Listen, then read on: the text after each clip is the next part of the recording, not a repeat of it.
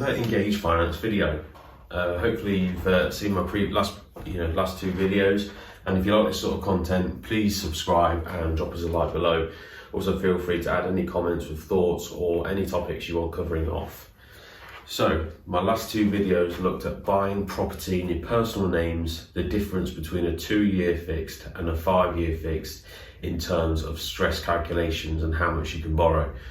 So now we're going to have a look at buying the same property in a limited company and the benefits of doing so, okay, from a stress rate point of view. Okay, there'll be further videos discussing it, the differences, but this is specifically looking at stress rates. Okay, so I'd recommend you watch my previous two videos to give you a bit of an insight to this topic, and you'll notice then the differences between buying in 2-year fixed personal name, 5-year fixed personal name, and now looking at limited company. Okay, so 75, same property, 200,000, achieving £750 per calendar month. So looking at a 75% loan to value based on the stress rate. So 75% loan to value is 150,000 times 5% times 125%. Equals. Okay, so if you've watched my previous two videos, you'll see the difference there and why it makes a difference. Okay, this comes out now at 781 per calendar month. Okay, so straight away you'll notice that that's obviously a lot closer to the rental figure that's needed. Okay, so let's look at 70% loan to value, 140,000 times 5% times 125% equals 729. So straight away we are in the realms of what rental is needed. Okay, so again, if you've watched my previous videos, you'll know that this is an advantage because we've got straight to the point. Okay, now looking at this, I've already worked out that we could look at a loan of 144,000 times the 5% times 125% gives you a figure of, hang on, 750. Okay, so straight away we now know 144,000 is the loan amount that we can achieve if we bought this same property, okay, in a limited company.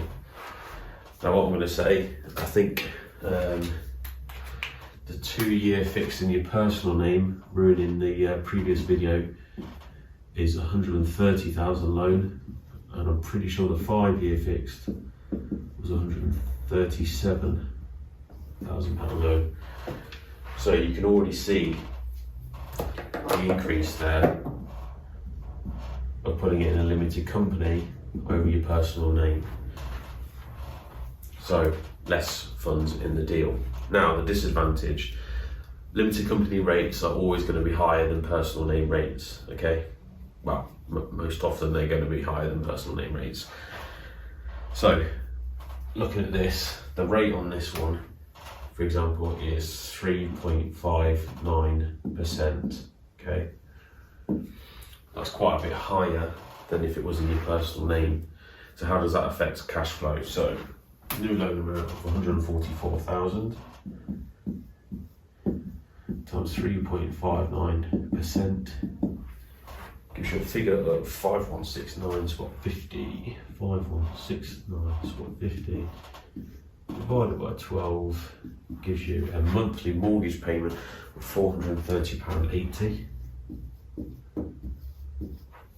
We already know the property achieves a rental of £750 minus £430.80 gives you a figure of £319.20 net. Okay, so obviously, again, if you've watched my previous videos, you'll know that that is a significant drop in cash flow compared to where we were previously.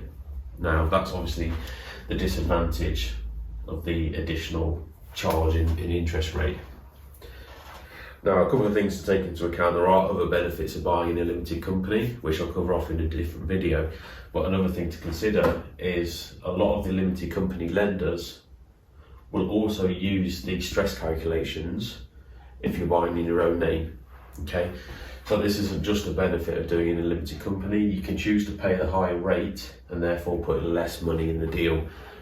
You know, you're looking at 14 grand less in the deal there and 7 here. So there's quite a big difference here, but that's another thing to take into account. It doesn't need to be in a limited company. As long as you're willing to pay those sort of rates, then you can achieve that. Hope that helps.